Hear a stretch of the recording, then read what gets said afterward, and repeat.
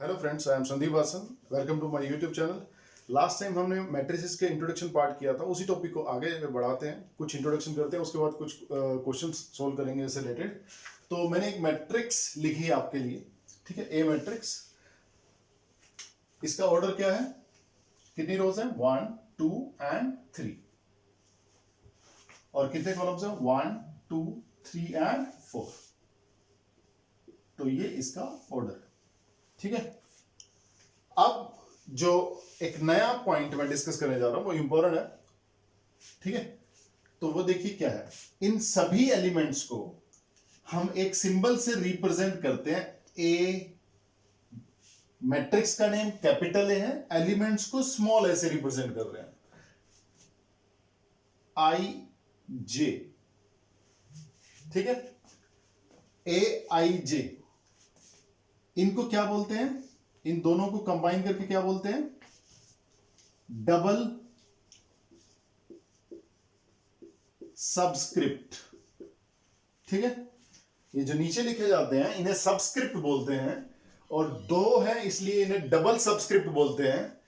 जो first subscript है ये हमें बताता है कि ये एलिमेंट किस रो में होगा। जो सेकंड सबस्क्रिप्ट है ये हमें बताता है कि ये किस कॉलम में होगा, ये एलिमेंट। तो इन सबको हम ए से रिप्रेजेंट कर रहे हैं, लेकिन सबके लिए आई और जे अलग अलग होगा, ठीक है।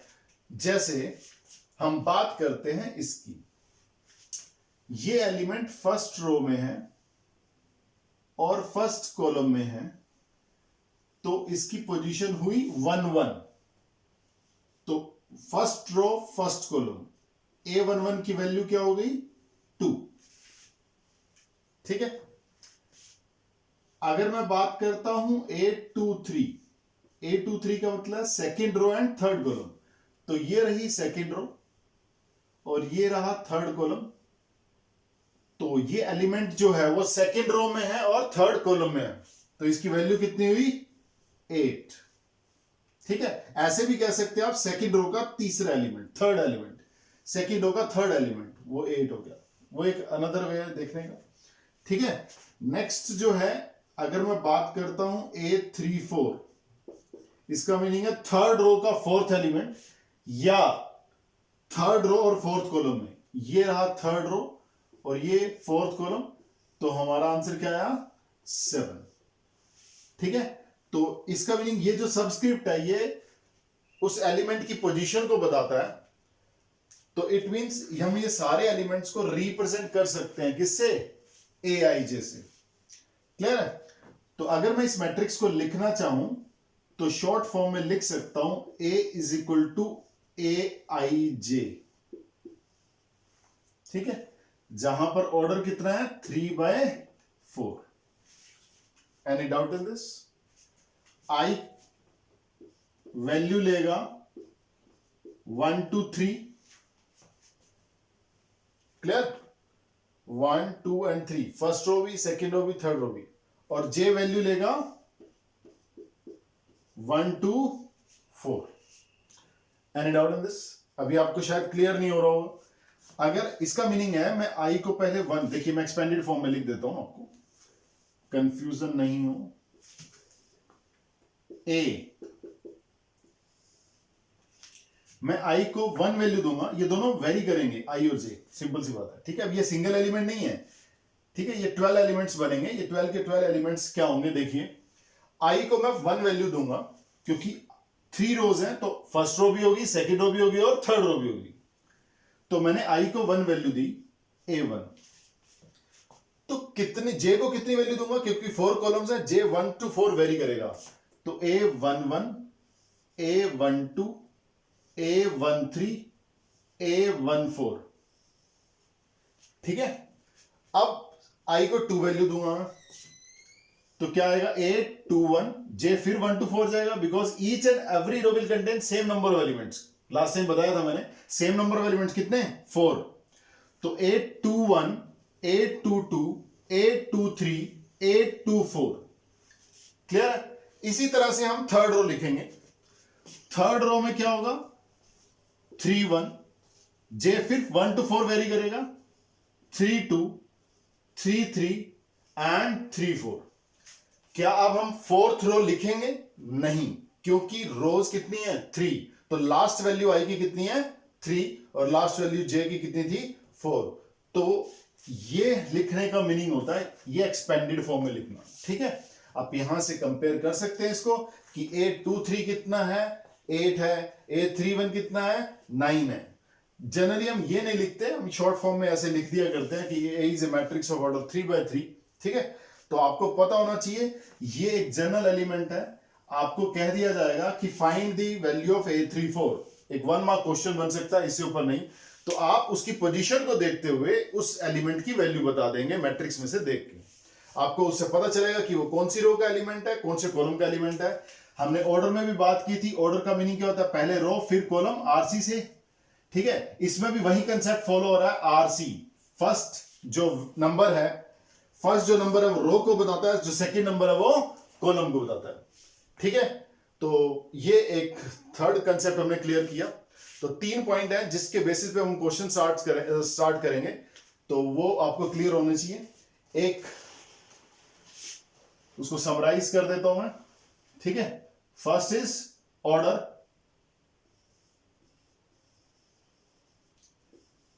एक मैट्रिक्स का ऑर्डर क्या होता है? m/n, number of rose by number of columns. Number of elements, एक मैट्रिक्स में कितने एलिमेंट्स होंगे अगर उसका ऑर्डर m/n होगा? m into n, ठीक है। और थर्ड है ijth element of A matrix. तो अभी तक हमने 3 कंसेप्ट किए हैं, ठीक है। फोर्थ में आपको बाद में बताऊंगा कुछ क्वेश्चंस करने के बाद। तो पहला है ऑर्डर क्या होता है मैट्रिक्स का? It's very simple, number of rose by number of columns. और एलिमेंट्स क्या होते हैं? m into n, number of rose multiplied with number of columns. And ijth element means ith रो और jth कॉलम में जो एलिमेंट लाई करेगा उसकी वैल्यू बताना। तो इसके बेसिस पे कुछ क्वेश्चन स्टार्ट करते हैं, देखिए, ठीक है। Let us start.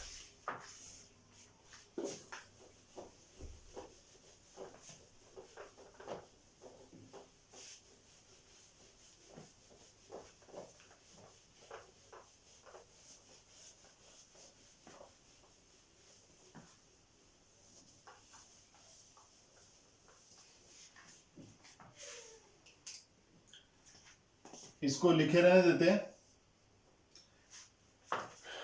ठीक है। तो मैं एक मैट्रिक्स लिख रहा हूं, बी मैट्रिक्स 2 5 7 6 9 0 8 -4। फर्स्ट क्वेश्चन, ठीक है। आपको पहले क्या बताना है? ऑर्डर क्या है इस मैट्रिक्स का। सेकंड बताना है नंबर ऑफ एलिमेंट्स, ठीक है। और थर्ड बताना है 8 2 3 की वैल्यू, ठीक है। यहां पे बी से भी रिप्रेजेंट कर सकते हैं, ए से भी, क्योंकि मैट्रिक्स का नाम बी है। तो इट डिपेंड्स कि क्वेश्चन में क्या मेंशन कर रखा है। B2 3, ठीक है, एंड B1 4। वो क्वेश्चन में होगा, ए से बी से स्मॉल लेटर से रिप्रेजेंट करेंगे एलिमेंट्स को, ठीक है। जनरली ऐसा होता है, कैपिटल ए है तो कैपिटल स्मॉल एलिमेंट्स होंगे, कैपिटल बी है तो स्मॉल बी एलिमेंट्स से रिप्रेजेंट होगा। हाँ जी, ऑर्डर क्या है? 1 2 rows and how many columns? 4 columns. तो इसका ऑर्डर है 2 by 4। क्लियर? तो आपको पता है, ये देखिए, तो कितने एलिमेंट्स होंगे इस मैट्रिक्स में? 2 number of rose multiplied with number of columns, कितने होंगे? 8। ये सेकंड फॉर्मूला लगा जो लास्ट वीडियो में हमने किया था, ठीक है। अब हमें बताना है element of this matrix which lies in second row and third column. Second row and third column क्या बनेगा? 8। आप ऐसे भी कह सकते हैं third element of second row, 1 2 3। B1 4, fourth element of first row, 1 2 3 4 6, ठीक है। तो ये इसमें कोई प्रॉब्लम होगी नहीं, इजी क्वेश्चन है, ठीक है, डन। तो एक और क्वेश्चन लेते हैं हम, जो अगेन इसी से रिलेटेड है। देखिए वो क्या है।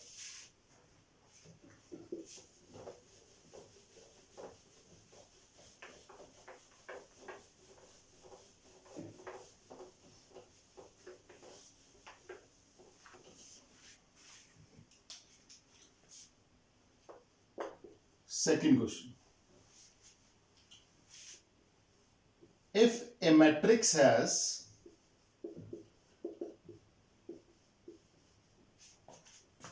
(24) elements,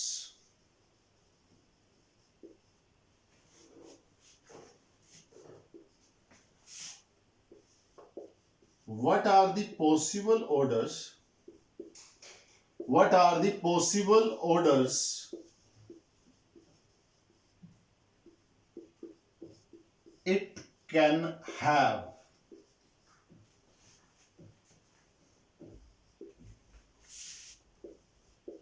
What if it has 5 elements?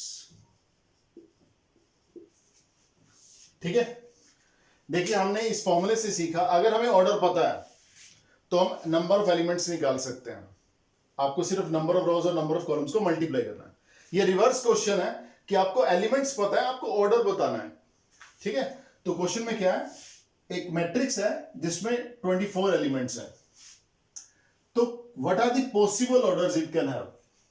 ठीक है, क्या क्या ऑर्डर इसके हो सकते हैं, पहले वो देखते हैं, फिर ये सेकंड पार्ट है कि अगर उसके 5 एलिमेंट्स हैं तो क्या क्या ऑर्डर हो सकते हैं। तो ये भी 1 मार्क क्वेश्चन है, लेकिन अच्छा क्वेश्चन है। ठीक है, तो क्या है, let the order of matrix is m/n। ठीक है, तो आपको क्या गिवन है, नंबर ऑफ एलिमेंट्स आपको गिवन है m into n which is 24। ठीक है, नंबर ऑफ एलिमेंट्स कितने होंगे इस मैट्रिक्स में, m इंटू n। आपको क्या गिवन है, m इंटू n 24। आपको बताना है कि कौन कौन से ऑर्डर हो सकते हैं। अब रैंडमली करेंगे आप 6/4, 4/6, 2/12, हो सकता है कुछ मिस हो जाए, तो मैं आपको सिस्टमेटिकली अप्रोच बता रहा हूं। ठीक है, तो सिस्टमेटिकल अप्रोच क्या होगी, आपको क्या करना है, m को नेचुरल वैल्यूज देनी है, पॉजिटिव इंटीजर्स, क्योंकि नंबर ऑफ रोज और नंबर ऑफ कॉलम कभी फ्रैक्शन में नहीं हो सकते। तो हम 1 से स्टार्ट करेंगे, m को 1 वैल्यू दीजिए, ऑटोमेटिकली n पता चलेगा आपको कितना आएगा, 24। जब आप m को 1 पुट करेंगे तो n की वैल्यू कितनी आएगी, 24। फिर आपने m को 2 वैल्यू दी, पॉजिटिव इंटीजर्स। ठीक है, तो n की वैल्यू कितनी आई, 12, बिकॉज प्रोडक्ट कितना है, 24। आप सोच सकते हैं कि देखिए दो नंबर का प्रोडक्ट 24 है, हमें वो दो नंबर पता करना है, पॉजिटिव इंटीजर्स। तो हमने m को 1 वैल्यू दी, n 24 आया, m को 2 वैल्यू दी, n 12 आया। अब क्या करें, m को 3 वैल्यू दें, n कितना आया, 8। ठीक है, 3 पुट करेंगे, डिवाइड करेंगे 3 से, n की वैल्यू 8 आएगी। उसके बाद m को 4 वैल्यू दें, m को 4 वैल्यू दें तो n कितना आएगा, 6। m को 5 वैल्यू दें तो n कितना आएगा, 24/5। n फ्रैक्शन में नहीं हो सकता, तो इट मींस m की वैल्यू 5 नहीं हो सकती। तो हम आगे चलेंगे, m को क्या वैल्यू देंगे, 6, n कितना आएगा, 4। जैसे ही आप देखेंगे रिवर्स होने स्टार्ट हो गए हैं, देखिए 4/6 के बाद 6/4, तो इससे पहले जितने भी ऑर्डर थे उनको रिवर्स कर दो, 3/8, 8/3, 2/12, 12/2, 1/24, 24/1। ठीक है, तो ये जो है पॉसिबल ऑर्डर्स हैं। देखिए इन सब में नंबर ऑफ एलिमेंट सेम है, 24। 1 into 24, 24, 2 into 12, 24, 3 into 8, 24, 4 into 6, 24, 6 into 4, 24, 8 into 3, 24, 12 into 2, 24, 24 into 1, 24। तो these are the possible orders matrix can have. हमें नहीं पता उस मैट्रिक्स का ऑर्डर क्या है, लेकिन इनमें से कोई एक ऑर्डर हो सकता है। ठीक है, डन। जो सेकंड पार्ट है,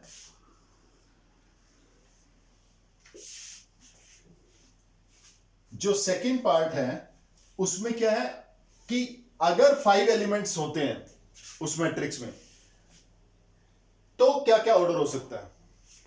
तो इट मींस अब हमें m इंटू एन कितना दिया हुआ है 5। ठीक है, ये इंटरेस्टिंग क्वेश्चन है। आपको पता है कि 5 एक प्राइम नंबर है, ये एक तरह से इनके फैक्टर्स तो होते हैं, 24 के फैक्टर्स हैं ये। ठीक है, तो कोई भी नंबर 5 को डिवाइड नहीं करता 1 को छोड़ के और इटसेल्फ। आपको पता है हर प्राइम नंबर के दो ही फैक्टर होते हैं, 1 एंड इटसेल्फ। तो m और n क्या हो सकते हैं 1 एंड 5। तो m को 1 लेंगे तो n 5 आएगा, m को 5 लेंगे तो n 1 आएगा। ठीक है, तो दो ही ऑर्डर्स पॉसिबल होंगे हमेशा। तो एक जनरल क्वेश्चन हो सकता है इन प्लेस ऑफ 5 कि if a matrix has p number of elements, if a matrix has p number of elements where p is prime, तो how many such matrices are there? 2। ठीक है, जैसे prime number है तो ऐसी कितनी matrices हो सकती हैं 2। Any doubt in this? इसी तरह से अगर 7 लेंगे तो भी कितना होगा 2, 1 by 7 एंड 7 by 1। 13 लेंगे तो भी कितना होगा 1 by 13 एंड 13 by 1। तो अगर किसी भी मैट्रिक्स में p नंबर ऑफ एलिमेंट्स है, p जहां पे p प्राइम है, तो उसके ऑर्डर्स क्या होंगे 1 by p and p by 1। सिर्फ दो ही पॉसिबल ऑर्डर होंगे और कोई पॉसिबल ऑर्डर नहीं होगा। ठीक है, तो यहां तक क्लियर है। एक क्वेश्चन मैं आपको और करवाना चाहूंगा, उसके बाद आप अगर एनसीईआरटी को फॉलो करना चाह रहे हैं तो आपकी मोस्टली क्वेश्चंस कवर हो जाएंगे आपके फर्स्ट एक्सरसाइज के। ठीक है, तो देखिए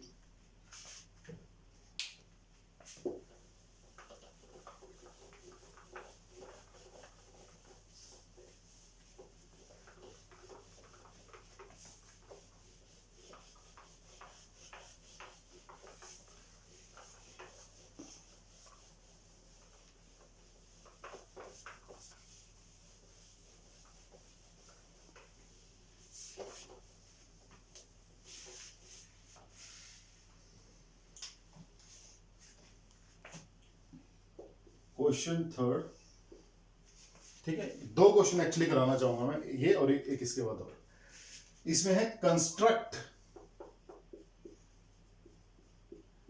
ए matrix of order 2 by 3 where aij is equal to I plus j by 2। ठीक है, तो construct A matrix of order 2 by 3 where aij is equal to I plus j by 2। Wording में भी कह सकता है आई जेथ element is given by this. Clear? अब आपको एक मैट्रिक्स बतानी है, ए मान लीजिए ए उसका नाम है, क्वेश्चन में दिया भी हो सकता है। ठीक है, तो आपको उसमें कितने एलिमेंट्स चाहिए 2 into 3 6, ये हमें पता है। आई कौन कौन सी वैल्यू ले सकता है, अगर उसका ऑर्डर 2 by 3 है तो दो रो है, आई कौन कौन सी वैल्यू लेगा 1 and 2, ये आपको क्लियर होना चाहिए। थर्ड रो तो आएगी नहीं। जे कौन कौन सी वैल्यू लेगा 1 2 3, फोर्थ रो तो आएगी नहीं, फोर्थ कॉलम तो आएगा नहीं। ठीक है, because there are 3 rows, sorry there are 2 rows and 3 columns, तो 3 ही कॉलम है, तो जे की वैल्यू 3 को क्रॉस नहीं करेगी, आई की वैल्यू 2 को क्रॉस नहीं करेगी। तो अब जो मैं वैल्यूज कैलकुलेट करना चाहता हूं तो आप देख सकते हैं, एक तो A11 है,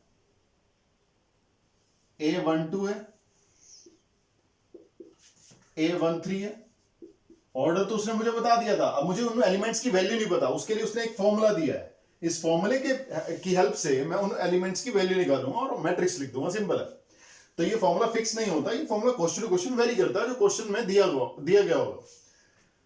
तो नेक्स्ट जो है A21 चाहिए आपको, A22 चाहिए और A23 चाहिए। ठीक है, तो हमें 6 एलिमेंट्स, देखिए first row, second row, 3 column 1 2 and 3, इनकी वैल्यूज पता चलते ही हम यहां पर मैट्रिक्स लिख देंगे। ठीक है, A इज इक्वल टू आई की वैल्यू 1 है, जे की वैल्यू 1 है, यहां पुट कीजिए 1 प्लस 1/2, 2/2 कितना आया 1। ठीक है, तो यहां पे लिखते चले जाते हैं साथ के साथ 1 प्लस 2/2, आई की वैल्यू 1 है, जे की वैल्यू 2 है, तो आंसर कितना आया 3/2। तो इसकी जगह क्या लिख देते हैं 3/2। नेक्स्ट क्या है, आई की वैल्यू 1 है, जे की वैल्यू 3 है, तो आंसर कितना आया 4/2, 2, तो ये 2 आ गया। नेक्स्ट क्या है, सेम फॉर्मूला, आई की वैल्यू 2 है और जे की वैल्यू 1 है, तो आंसर कितना आ गया 3/2। नेक्स्ट क्या है, आई की भी वैल्यू 2 है और जे की वैल्यू भी 2 है, तो 2 प्लस 2/2 कितना आ गया 2। लास्ट, आई की वैल्यू 2 है और जे की वैल्यू 3 है, तो आंसर कितना आया 5/2, तो ये रहा जी 5/2। ठीक है, तो फॉर्मूला आपको दिया गया होगा, आपको सिर्फ ये डिसाइड करना है। देखिए हमने A4 कैलकुलेट, A14 कैलकुलेट नहीं किया, क्यों नहीं किया, क्योंकि ऑर्डर 2/3 था। हमने A31 कैलकुलेट नहीं किया, 32, 33, क्योंकि उसमें 2 ही रोज थी, थर्ड रो नहीं थी। तो आपको सिर्फ ये डिसाइड करना है कि आपको कितने एलिमेंट्स निकालने हैं और कौन कौन से निकालने हैं। फॉर्मूला आपके पास है, ऑर्डर आपको दिया हुआ है, आपको उसके बेसिस पे डिसाइड करना है, आपको एक मैट्रिक्स मिल जाएगी, सिंपल, क्लियर। ठीक है, तो अब एक लास्ट क्वेश्चन,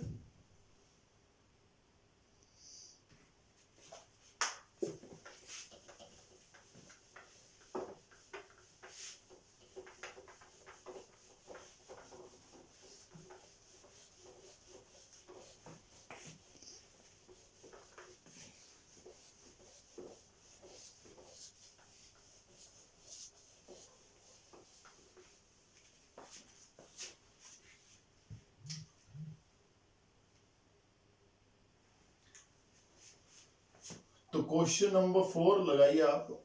ठीक है, यही सोचिए, इसमें क्या, फाइंड द वैल्यू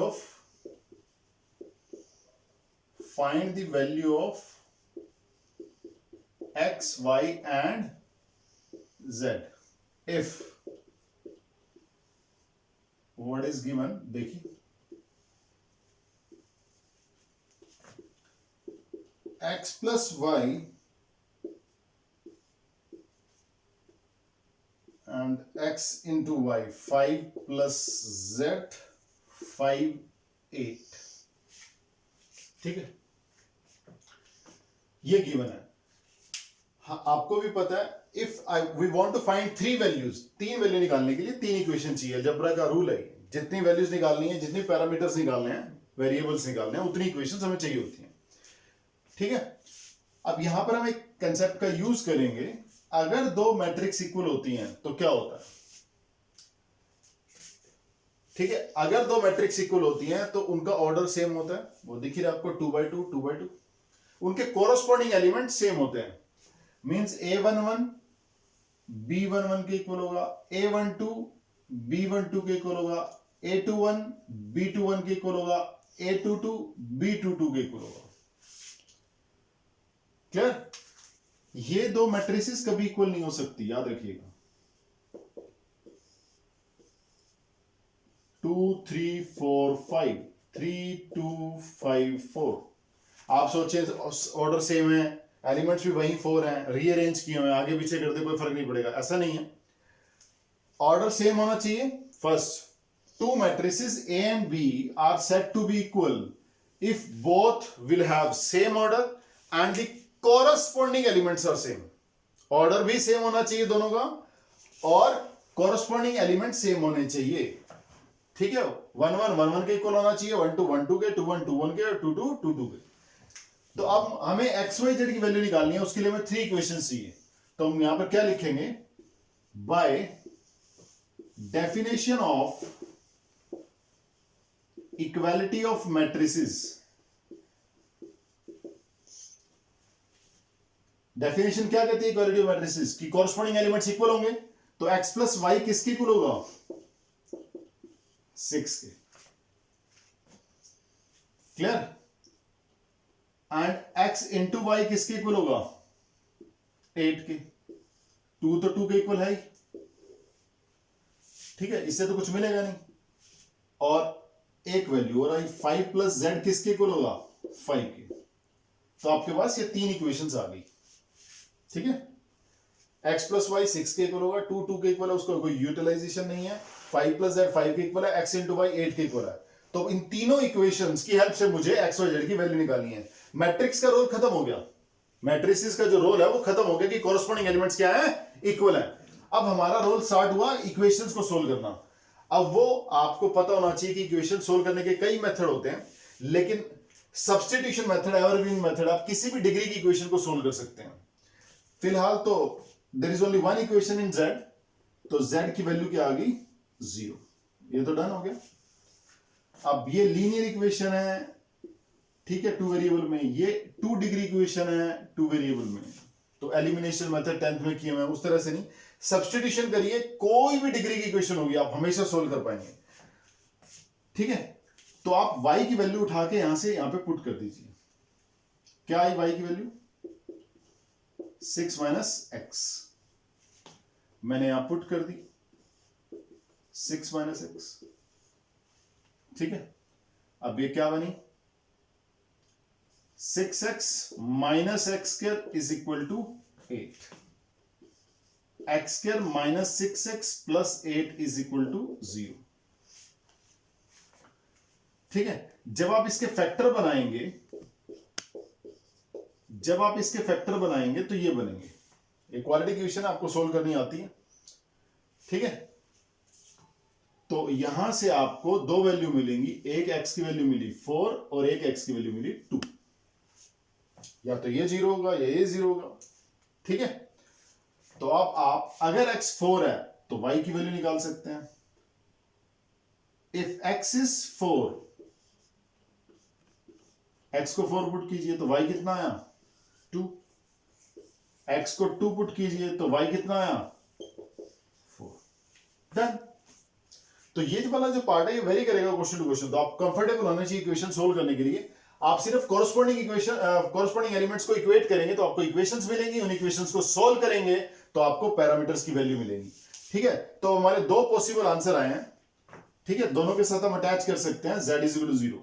तो हमारा एक आंसर है z is equal to 0, x equal to 4, y is equal to 2, और दूसरा आंसर है z is equal to 0, x equal to 2 and y is equal to 4। ये फर्स्ट आंसर हो गया और ये सेकेंड आंसर हो गया, ठीक है। एक बार मैं रिपीट कर देता हूं, थोड़ा सा अगर स्पेस की वजह से अगर आपको मिसमैच हुआ। यहां से z की वैल्यू निकल आई, यहां से y की वैल्यू आपने सब्स्टिट्यूट की तो you will get a quadratic equation in x, factorise किया स्प्लिटिंग मिडिल टर्म से, तो x की दो वैल्यू आई 4 and 2। Either x will be 4 और 2। जब x को 4 पुट करेंगे तो y 2 आएगा, 2 पुट करेंगे तो 4 आएगा। या तो ये वाला केस है या ये वाला केस है, लेकिन z तो दोनों के लिए 0 है। तो z की वैल्यू 0, x4, y2 एक आंसर, दूसरा answer z0, x2, y4। Clear है? तो आप ट्राई कीजिए, फर्स्ट एक्सरसाइज एनसीईआरटी से आपके मोस्टली क्वेश्चन सोल्व हो जाएंगे, एक या दो क्वेश्चन को छोड़ के। तो नेक्स्ट टाइम मिलते हैं, till then good bye, have a good day. और मेरे चैनल को सब्सक्राइब करना मत भूलिएगा। Thank you very much.